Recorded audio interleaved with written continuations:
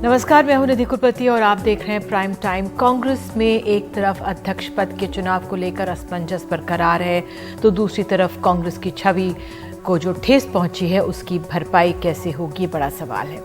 आज एक तरफ राजस्थान से लौटे पार्टी के पर्यवेक्षकों अजय माकन और मल्लिकार्जुन खड़गे से लिखित रिपोर्ट उन्होंने सौंप दी। इन्होंने 3 विधायकों के खिलाफ अनुशासनात्मक कार्रवाई की सिफारिश की जो मंजूर हो गई। इसके बाद कांग्रेस ने इन तीनों को नोटिस भी अब दे दिया है। इनमें एक है गहलोत समर्थक संसदीय कार्य मंत्री शांतिलाल धारीवाल, जिनके घर उस समय बैठक हुई थी जब मुख्यमंत्री निवास पर कांग्रेस विधायक दल की बैठक होनी तय थी। धारीवाल के घर बैठक के बाद करीब 90 विधायकों ने स्पीकर जोशी के घर जाकर इस्तीफे सौंपने का दबाव बना भी दिया था।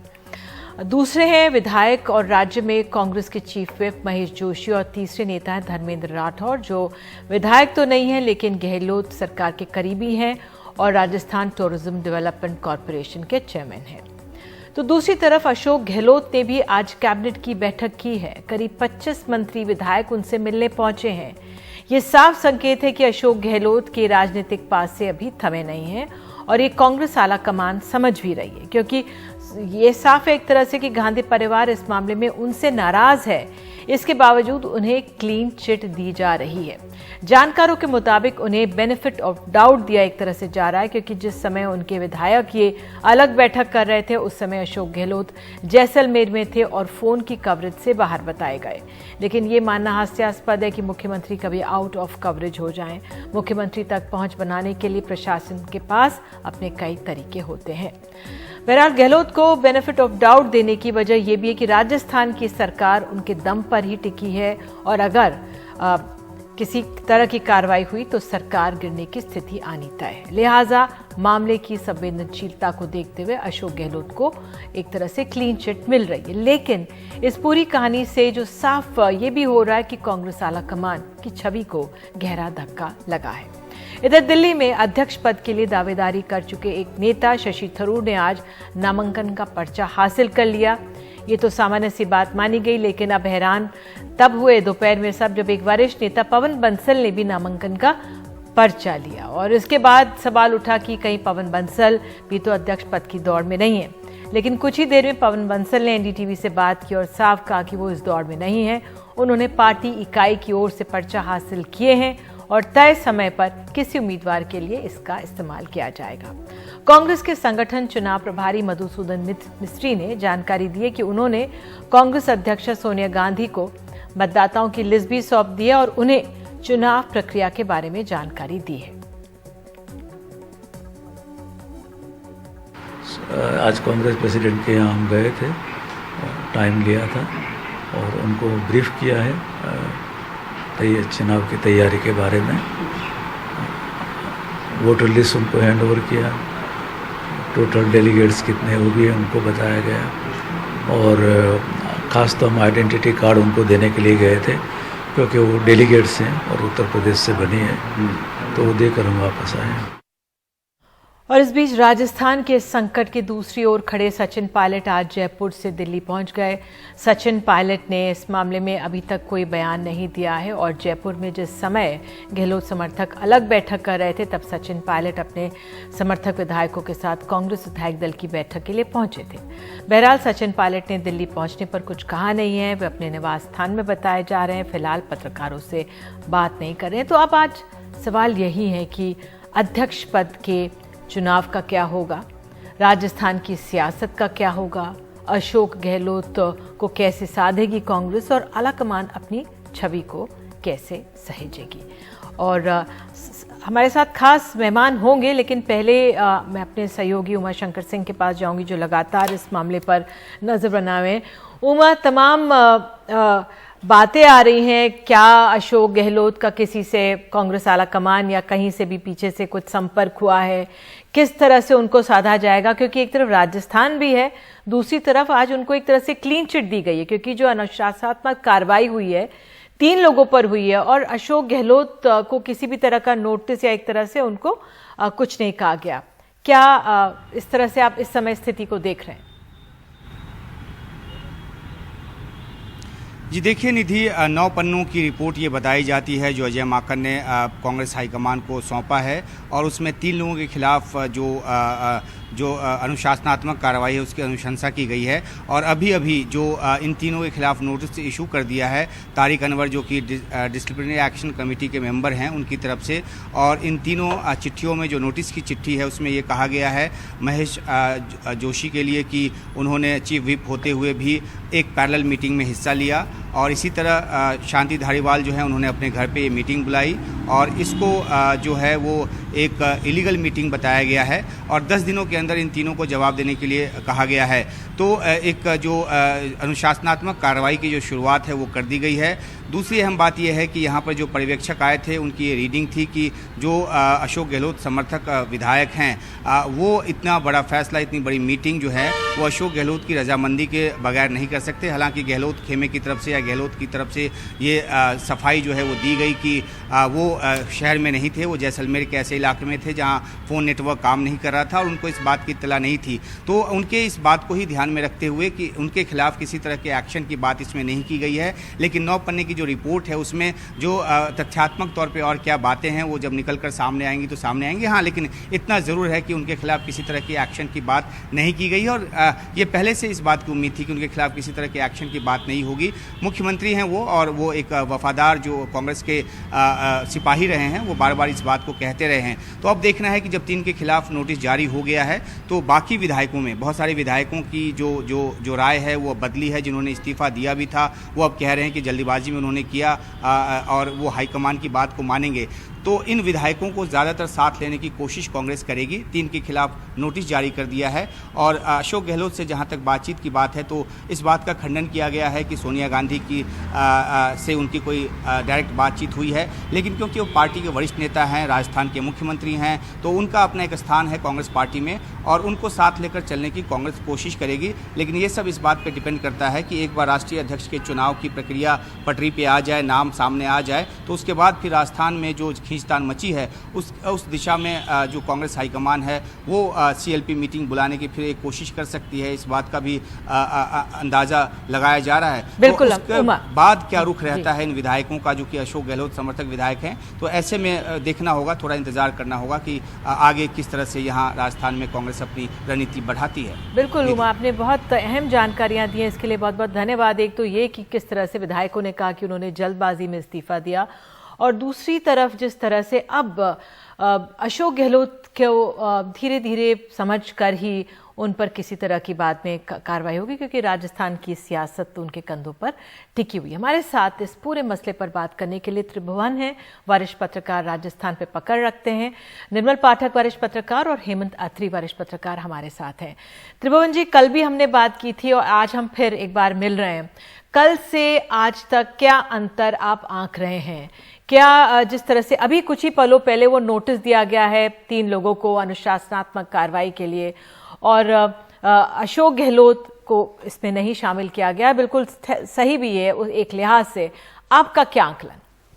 तो ये राजस्थान में जिस तरह से एपिसोड हुआ ये बिल्कुल अप्रत्याशित और अकल्पनीय था। लगातार बात हो रही है, लेकिन कल के बाद या परसों रात के बाद से जो घटनाक्रम सामने आया है उसमें एक चीज बड़ी स्पष्ट हुई है कि सचिन पायलट जो है उन्होंने लोगों की निगाहों में, जब हम कितनी भी जगह बात करें, किसी से भी बात करें, और खासकर जो अशोक गहलोत के प्रति बहुत सहानुभूति रखने वाले लोग या वर्ग हैं उनमें भी जब बात करते हैं तो ऐसा लगता है कि सचिन पायलट ने लोगों की सहानुभूति अर्जित की है। और अशोक गहलोत जो हैं, जिनकी बहुत बड़ी छवि थी और उनकी एक बड़ी पूंजी जो है वो राजनीतिक रूप से प्रखर व्यक्ति तो रहे ही हैं, बहुत दूरदर्शी माने जाते हैं, लेकिन जिस तरह से वो वफादारी की पूंजी उनके पास थी उसे लेकर लोग बहुत हैरान और हतप्रभ हैं कि आखिर अशोक गहलोत ऐसा कैसे कर सकते हैं। वो ये भी मानते हैं कि इससे निश्चित रूप से सोनिया गांधी बहुत आहत हुई होंगी, क्योंकि अशोक गहलोत और सोनिया गांधी के रिश्ते यहाँ बहुत लगातार, बहुत नजदीकी, बहुत पारिवारिक और व्यक्तिगत माने जाते हैं। और वो हैरान करने वाली बात थी जो यहाँ घटनाक्रम जिस तरह से कांग्रेस के लोगों ने किया। एक, जब हम राजनीतिक रूप से सजग लोग हैं, जो पर्यवेक्षक हैं, उन जो लोगों के एक तरह से पर्यवेक्षक हैं, उनको जब सुनते हैं, बात करते हैं, तो उन सबका ये कहना है कि अगर केंद्रीय जो हाईकमान का जो प्रतिनिधि मंडल यहाँ भेजा गया, जो लोग आए थे, तो विधायक दल की बैठक में जाने में, उनकी बात सुनने में क्या दिक्कत थी? वो एक लोकतांत्रिक प्रक्रिया है। भले वो एक लाइन के प्रस्ताव पर सहमत होते नहीं होते, वहां वो जो चिट्ठी बाद में लिखी जा रही है कि ये उनकी मांग है, वो खड़गे को या जो राजस्थान के प्रभारी हैं अजय माकन, उनको दी जा सकती थी। एक और बड़ा हैरानीजनक मामला इसमें ये है, जो मुझे लगता है कि हाईकमान की काफी बड़ी, जहां एक दो तरह का आचरण दिखाई देता है। हाईकमान राष्ट्रीय अध्यक्ष के लिए लोकतांत्रिक तरीके से राष्ट्रीय अध्यक्ष का चुनाव करवा रहा है। 9,000 लोगों की उसमें सूची बनी है और हाईकमान लोगों को बाकायदा वहां फॉर्म दे रहा है। आज भी 2 लोगों ने फॉर्म लिए हैं, चुनाव लड़ा जा रहा है, उसके लिए वोटिंग हो रही है। तो यही प्रक्रिया जो है राजस्थान के मुख्यमंत्री के चयन के लिए क्यों नहीं अपनाई गई? क्योंकि एक ही समय में 2 काम हो रहे हैं और एक लाइन से हो रहा है, दूसरा दूसरी तरह से। अगर विधायक जो है वो कहा जा रहा है कि एक से व्यक्तिगत पूछ करके राय बनाई जाती, और उसमें शायद जो लोगों में एक बात है कि सचिन पायलट का नाम आ रहा था और सचिन पायलट मुख्यमंत्री, हाईकमान उन्हें मुख्यमंत्री बनाने जा रहा था। तो सचिन पायलट का राजस्थान के अंदर उन्होंने बड़ी तीव्रता से अपनी दावेदारी बहुत शुरू से रखी हुई है। तो एक ये समय है। दूसरा, अभी जो जिस तरह से एक लाइन का प्रस्ताव लाने की बात है, क्या वो जब 2018 में जब मुख्यमंत्री पद का चयन हो रहा था, तो परिस्थितियों में ऐसा कौन सा बदलाव हो गया? अभी भी कोई परिस्थितियां तो बदली नहीं है। अगर अशोक गहलोत राष्ट्रीय अध्यक्ष बन जाते, वो ये पद छोड़ देते, तो उस समय अगर यहाँ के चुनाव की प्रक्रिया शुरू की जाती और हाईकमान अशोक गहलोत से कहता या दूसरे लोगों से कहता कि भाई सचिन पायलट राजस्थान के मुख्यमंत्री होंगे, तो ये शायद सचिन पायलट के लिए भी बहुत स्मूथ होता। इसमें हाईकमान भी बहुत अपनी प्रतिष्ठा अच्छी तरह से बचा सकता था और अशोक गहलोत को एक सम्मानजनक तरीका यहां से निकलने का मिलता। लेकिन ऐसा लगता है कि अशोक गहलोत जैसा व्यक्ति जो पिछले 50 साल से राजनीति में, 45 साल से राजनीति में है, वफादारी जिसकी एक पूंजी है और जिन्हें विपक्ष के लोग भी काफी समझदार मानते हैं, तो ऐसा व्यक्ति क्यों इस तरह का एक कदम उठाया, या इस तरह का जो एपिसोड हुआ है जो बहुत, जिसे लोग दुर्भाग्यपूर्ण और हतप्रभ होने वाला मानते हैं, ये क्यों हुआ? तो ऐसा लगता है कि इसमें बहुत सारी तरह की का गुस्सा, क्रोध या कहीं खुन्नस निकालने का एक तरीका रहा है, जिससे ये सारा एपिसोड इस नतीजे पर आया। बिल्कुल बिल्कुल, ये बहुत अहम है क्योंकि यही भाव है जो लगातार दोहराया जा रहा है, जो आपने इस समय कहा है। हेमंत अत्री जी, इस समय एक बड़ी कोशिश होगी कांग्रेस शीर्ष नेतृत्व की कि किस तरह से अशोक गहलोत को साधा जाए। बहरहाल सोनिया गांधी अशोक गहलोत की बात नहीं हुई हो, क्योंकि ये हमारे संवाददाता इसकी बात की पुष्टि नहीं कर रहे, लेकिन क्या कोई और लोग संपर्क में होंगे? जिस तरह से उनका नाम नहीं लाया गया, आपको क्या डिटेल्स मिल रही हैं इस पूरे मामले में? क्योंकि अशोक गहलोत हैं तो अहम कांग्रेस के लिए इस समय। दीदी जी, इस पूरे प्रकरण में जो भी ये हुआ है पिछले 72 घंटे में, इसमें सबसे बड़ा अगर कोई लूजर है तो वो अशोक गहलोत है और कांग्रेस पार्टी की छवि है। और सोनिया गांधी, जैसा कि बताया त्रिभुवन जी ने, सोनिया गांधी के उनसे बहुत ज्यादा विश्वसनीय आत्मीय संबंध थे और उसी का यह परिणाम है कि कल जब जैसे ही खड़गे और अजय माकन पहुंचे, तो सोनिया जी ने विश भी ग्रीटिंग जो करते हैं, नमस्कार, उससे पहले उन्होंने ये कहा कि how can he do it. वो इतनी आहत है, ये कोट अनकोट में बता रहा हूं आपको। और उसके बाद जिस तरह की स्थितियां हुई और ये सारा फीडबैक, क्योंकि जो अशोक गहलोत है वो भी कोई छोटे लीडर नहीं है, बड़े लीडर हैं, उनका भी एक फीडबैक का सिस्टम है।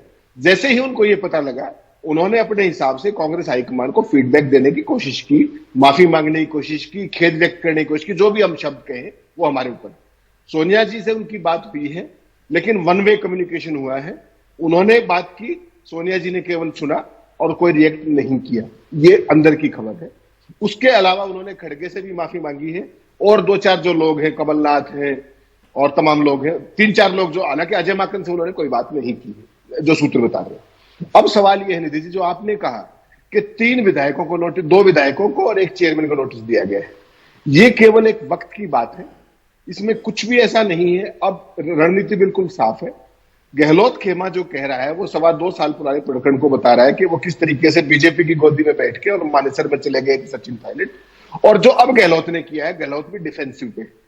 अब होगा क्या, समय की बात है केवल।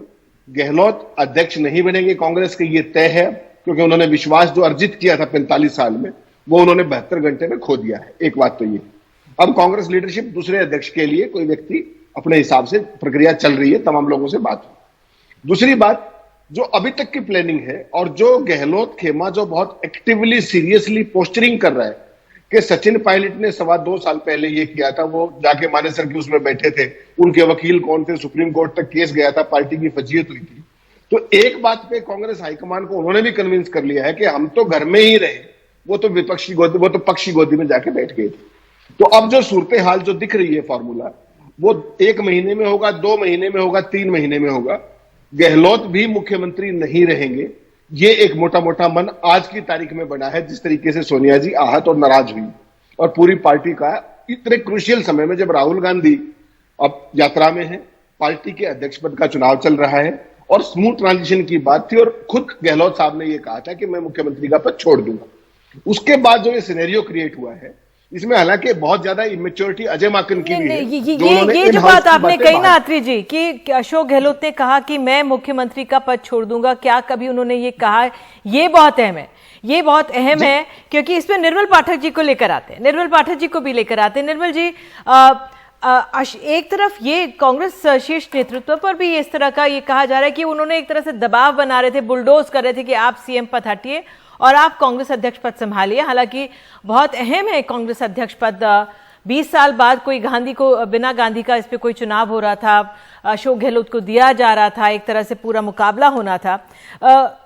जो नहीं छोड़ रहे हैं अशोक गहलोत ये पद, आज हमारे सहयोगी उमाशंकर सिंह से, जो सचिन पायलट कैंप के एक विधायक है, उन्होंने कहा कि कई घोटाले हुए हैं और वो नहीं चाहते कि कोई और संभाले। हालांकि दोनों कैंप्स में इस तरह के आरोप प्रत्यारोप होते हैं और चलते हैं सियासत में, अमूमन यही रास्ता गिना जाता है। आपका क्या आंकलन? देखिए, आपने बहुत अच्छा ये वो किया, सवाल रेज किया है। ये अशोक गहलोत, देखिए पहले दिन से वो कांग्रेस अध्यक्ष बनने में उनकी रुचि नहीं थी। वो 5 साल का अपना राजस्थान में मुख्यमंत्री का कार्यकाल पूरा करना चाहते थे, लेकिन कांग्रेस आला कमान ने जब सब तरफ देख लिया उन्होंने, तो उनको अशोक गहलोत से ज्यादा विश्वसनीय और वफादार, परिवार के प्रति वफादार व्यक्ति नहीं मिला उनको। इसलिए उन्होंने अशोक गहलोत को इस काम के लिए राजी किया कि आप कांग्रेस अध्यक्ष का चुनाव लड़िए। ये गांधी परिवार के कहने पर ही अशोक गहलोत उसके अध्यक्ष का चुनाव लड़ने जा रहे थे। तो एक तरफ तो आप एक आदमी पर, एक इतने वरिष्ठ नेता पर, जो एनएसयूआई से जिसने अपना राजनीतिक कैरियर कांग्रेस में शुरू किया और आज यहाँ तक पहुंचा है, दरी बिछाने से लेकर के स्टेज सजाने तक, लोगों के, नेताओं के लिए भीड़ जुटाने तक, उन्होंने एक अपना कद उसमें बनाया है और उस नेता पर आप भरोसा भी कर रहे हैं, उसको अध्यक्ष की पेशकश कर रहे हैं, और दूसरी तरफ आप उस पर इतना बड़ा अविश्वास कर रहे हैं कि ये अगर अध्यक्ष बन गए तो राजस्थान में पता नहीं क्या हो जाएगा। तो जब एक पद, एक व्यक्ति की बात तो तब आती थी ना जब अशोक गहलोत अध्यक्ष चुन लिए जाते। एक तरफ आप कहते हैं कि स्वतंत्र और निष्पक्ष चुनाव हम करा रहे हैं, दूसरी तरफ आप ये मान लेते हैं कि अशोक गहलोत तो अध्यक्ष बन ही गए हैं, तो फिर ये चुनाव कराने की क्या जरूरत थी? और ये राहुल गांधी जी की जो पॉलिटिकल एक अपरिपक्वता है, उसका बहुत कीमत चुका रही है कांग्रेस। पंजाब से इन्होंने कोई लेसन नहीं लिया। तो आप पंजाब में इतना बड़ा जो बयान आया राहुल गांधी का वहां से भारत जोड़ो यात्रा के दौरान की एक पोस्ट वाला, उसका ये नकारात्मक, बहुत ही गलत, बिल्कुल। क्योंकि अशोक गहलोत उनसे मिलने गए थे बताने के लिए। अशोक गहलोत ने ऑफिशियली ये कहा था कि मैं उनसे आग्रह करने जा रहा हूं कि वो कांग्रेस अध्यक्ष का पद संभालें। जिस समय चीफ मिनिस्टर वहां पर हैं आपके, जो आगे आपके अध्यक्ष बनने वाले हैं, उनकी मौजूदगी में आप कह रहे हैं कि एक व्यक्ति एक पद लागू होगा। और जब अशोक गहलोत उनसे मिले, ये जो मैंने सुना है, जब अशोक गहलोत उनसे मिले तो उनसे कहा गया कि आप जयपुर जाइए, उसकी सीएलपी की मीटिंग बुलाइए और आप इस्तीफा दीजिए। तो एक इतने बड़े नेता से आप इस तरह से व्यवहार नहीं कर सकते, जिसको आप खुद अपना अध्यक्ष बनाने जा रहे हैं। ये सारी जो गड़बड़ हुई है ये वहां से शुरू हुई। उससे पहले अशोक गहलोत जी ने, उन्होंने भी गलती की। उन्होंने कहा कि एक व्यक्ति एक पद मुझ पर लागू नहीं होता, ये सब कहने की उनको भी जरूरत नहीं थी। जब वो खुद ही अध्यक्ष बनने जा रहे थे तो वो खुद फैसला कर सकते थे या गांधी परिवार से सलाह मशविरा करके जो भी राजस्थान के भविष्य का फैसला होता है वो करते हैं। सचिन पायलट को लेकर उनकी बहुत ज्यादा नाराजगी है, ये सबको पता है। वो गांधी परिवार को भी ये स्पष्ट कर चुके थे कि सचिन पायलट कई तरह से कि सचिन पायलट उनको स्वीकार नहीं हो, लेकिन सचिन पायलट कांग्रेस का भविष्य भी है राजस्थान में या देश में, तो उनको कैसे बिल्कुल अब चुनाव भी करीब है, अब राजस्थान में बिल्कुल राजस्थान में चुनाव भी करीब है, तो बहुत ही समझदारी से और धैर्य से काम करना होगा, जो भी फैसले लेने होंगे। अब एक सवाल, अगर हम राजस्थान से अगर निकलकर बाहर आए और हम कांग्रेस अध्यक्ष पद की बात करें, जो दावेदारी की बात करें, हेमंत जी आपने तो आज ट्वीट कर दिया था और पवन बंसल के नाम का, और फिर हम सब जानते हैं किस तरह से पवन बंसल ने एनडीटीवी में बात की, उन्होंने कहा कि नहीं मैं तो नहीं भरने जा रहा हूं। तो ये जो अध्यक्ष पद को लेकर अब क्या होगा? तमाम नाम, कई पुराने कांग्रेसियों के नाम सामने आ रहे हैं, कहा जा रहा है, और हालांकि अभी शशि थरूर और पवन बंसल ने ही फॉर्म्स लिए हैं, क्योंकि ये 30 तारीख को 11 से 3 बजे के बीच ही भरा जा सकेगा, उससे पहले कोई फॉर्म नहीं भरा जा सकेगा। तो उस लिहाज से क्या अब इसमें अंदर की बात क्या है? निधि जी, अभी इस पूरे प्रकरण में 48 घंटे से ज्यादा का समय बचा हुआ है। मुझे आप एक बात बताइए कि जो भी अध्यक्ष बनेगा, तो उन्होंने अपने क्या नाम है इनका, शशि थरूर ने भी नॉमिनेशन फाइल करने के लिए फॉर्म लिया है। आप मुझे बताइए कि क्या पवन बंसल कांग्रेस पार्टी के कोषाध्यक्ष नहीं है? कोषाध्यक्ष कौन व्यक्ति होता है? जो सबसे भरोसे का आदमी होता है, उसको कोष सौंपा जाता है। अब वो कह रहे हैं कि साहब मैं तो 2 फॉर्म लेके आया हूं, एक में गलती हो जाए तो दूसरा भर दूं, ताकि मैं किसी एक्स वाई या जेड को प्रपोज कर सकूं। प्रपोजर के लिए कोई फॉर्म होता है क्या? कभी सुना है आपने?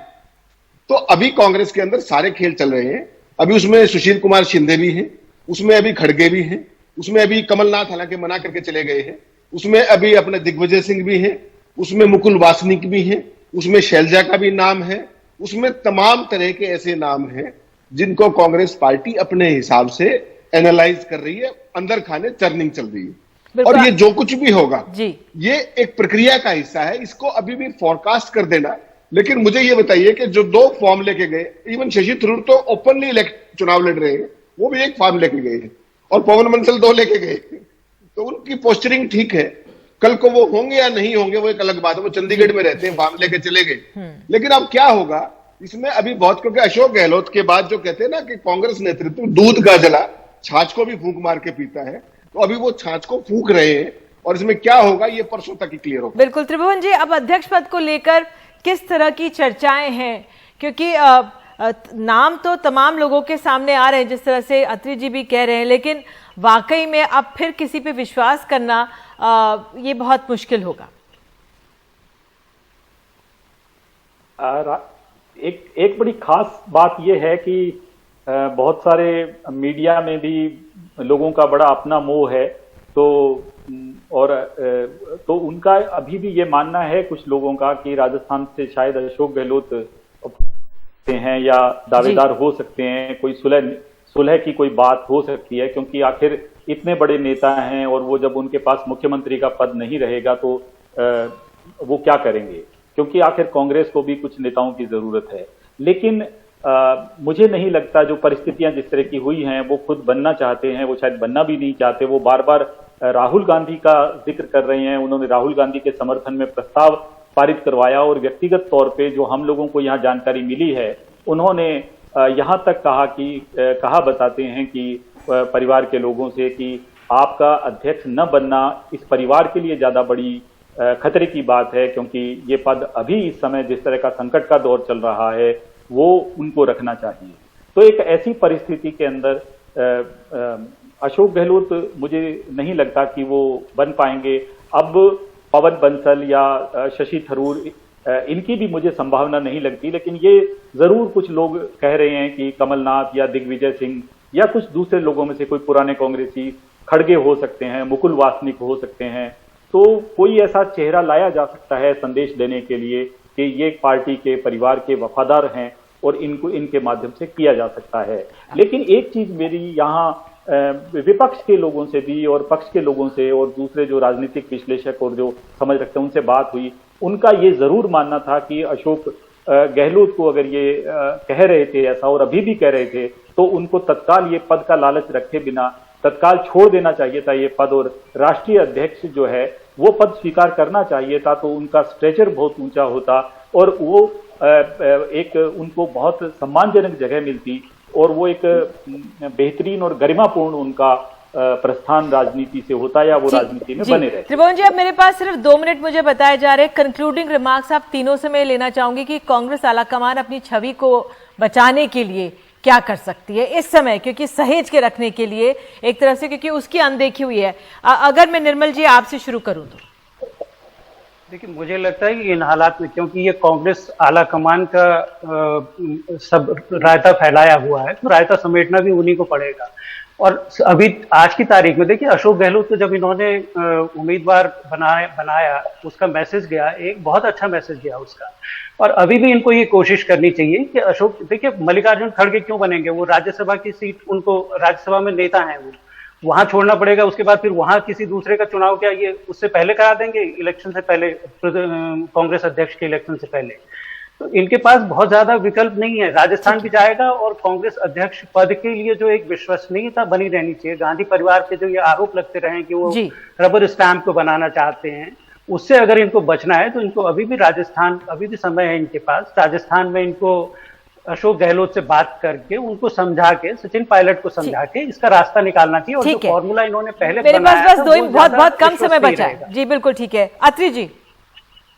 निधि जी, इस पूरे मामले में जो अब कांग्रेस पार्टी की स्थिति है, उसमें जो जिस तरीके का रायता फैलाया गया है, जो निर्मल जी ने ठीक विशेषण यूज किया है, उसको अगर ठीक करना है तो सबसे पहली बात है कि जो राजस्थान में हुआ उसको राइट सेट करना पड़ेगा।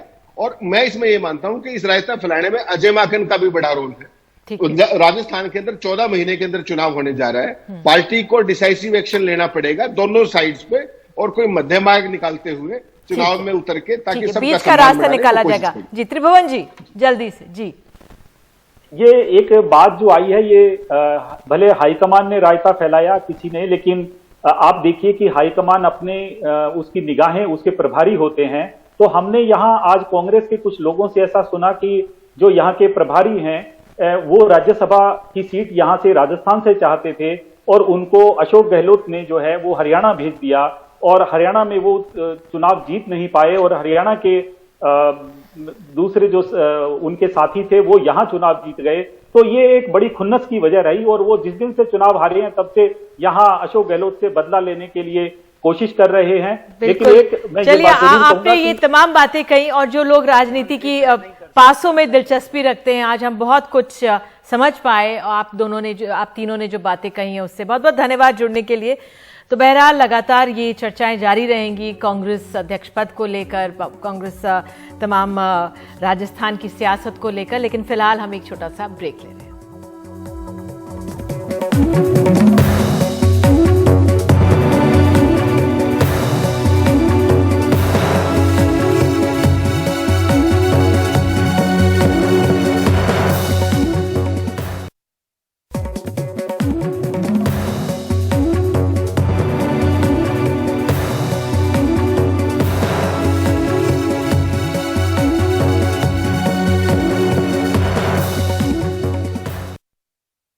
मध्य प्रदेश के इंदौर में युवा कई दिनों से भर्ती सत्याग्रह कर रहे हैं। 5 बेरोजगारों ने क्रमिक अनशन शुरू कर दिया है।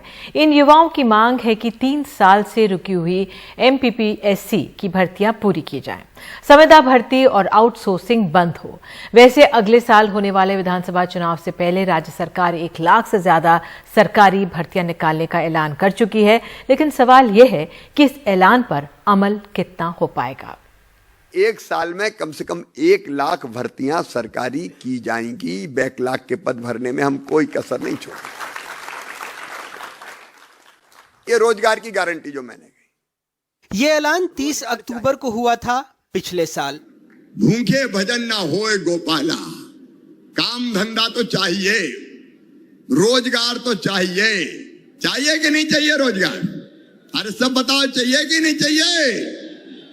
जिंदगी बिना रोजगार के नहीं चल सकती और इसलिए इस महीना भी रोजगार, हर महीना एक दिन रोजगार दिवस के रूप में मनाया जाएगा।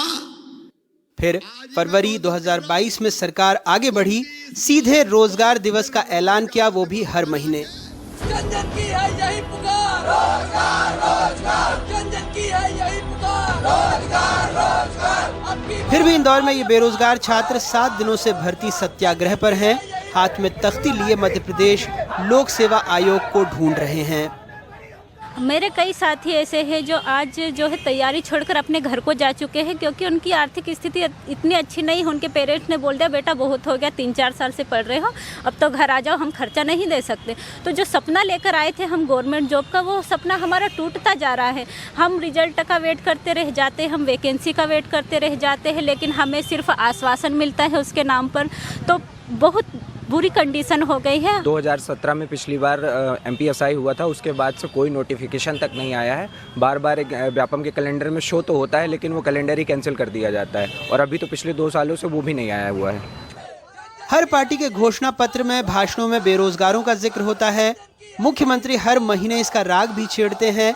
ऐसा भी नहीं है कि अलग से पद देने हैं। सरकार के ही 55 में से 44 विभागों में 3 लाख से ज्यादा पद खाली हैं। अकेले स्कूली शिक्षा विभाग में 87,630 पद खाली हैं। स्वास्थ्य विभाग में 14,313 पद खाली हैं। कृषि विभाग में 4,634 पद खाली हैं। छोटी छोटी 3 कहानियां और सुन लीजिए। 2018 में सरकार ने नौकरी दिलाने के लिए एक निजी कंपनी से करार किया। शर्त थी 10 साल में 11,80,000 युवाओं को नौकरी मिलेगी। अक्टूबर 2020 से मार्च 2021 तक सिर्फ 11,680 बच्चों को नौकरी मिली। 3 साल में कंपनी ने सिर्फ दफ्तर संवारा।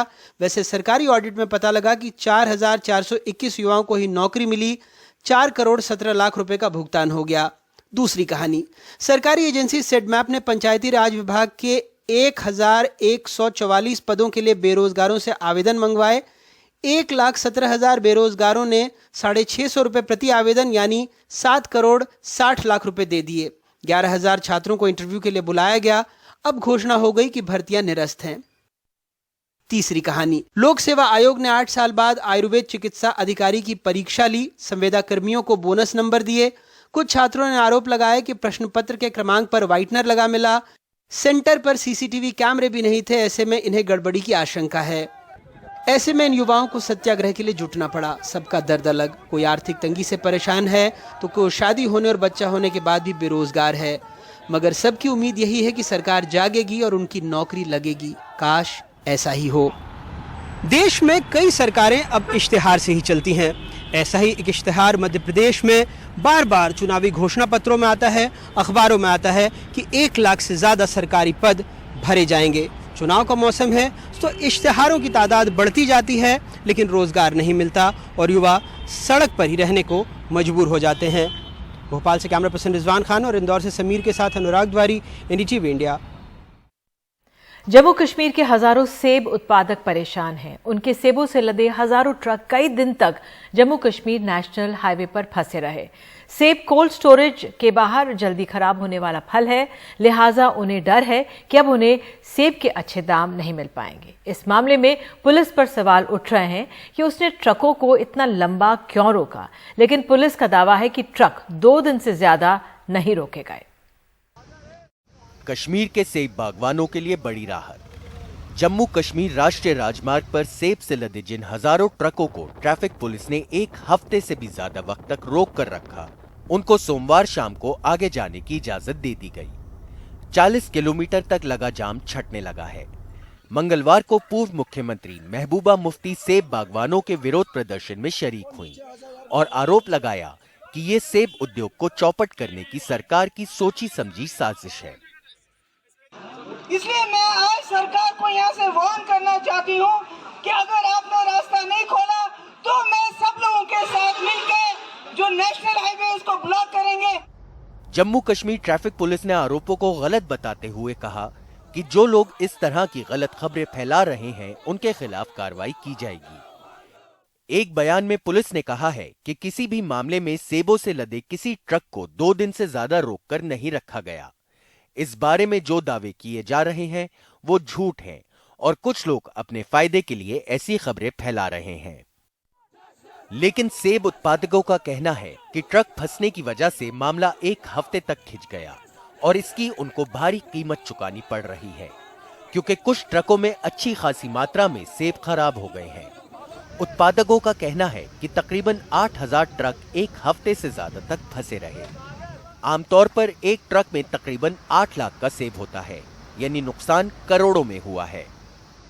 एप्पल है उसकी क्या हालत है? वो तो खराब हो रहा है, व्यापारी भाड़ा ही नहीं दे रहा देगा। कहाँ लेना था आपको? कानपुर जाना था। कितने दिनों से आप यहाँ? 7 दिन हो गए सर। 7 दिन क्या बोलते हैं? सड़क तो खुली है, बोलते क्या? सर रात को छोड़ देते हैं आधा घंटा बस 10-20 या जो गाड़ियाँ निकल गई बस, बाकी फिर बंद कर देते हैं। जो दाएं बाएं से गाड़ियाँ वो क्लियर कर देते हैं, थोड़ा बहुत पैसा लेके, जो मेन हाईवे पे खड़ी है उसको कोई नहीं पूछता। सेब कश्मीर की अर्थव्यवस्था का अहम हिस्सा है। घाटी में 22 लाख टन से ज्यादा सेब पैदा होता है, जो देश भर में पैदा होने वाले सेब का तकरीबन 70% है। देश के बाजारों में ईरान के सेब के आने से कश्मीरी सेब पहले से ही मुश्किलों का सामना कर रहा है और अब श्रीनगर जम्मू हाईवे की समस्या ने इसके स्वाद पर भी ग्रहण लगा दिया है। श्रीनगर से नजीर मसूदी की रिपोर्ट, एनडीटीवी इंडिया।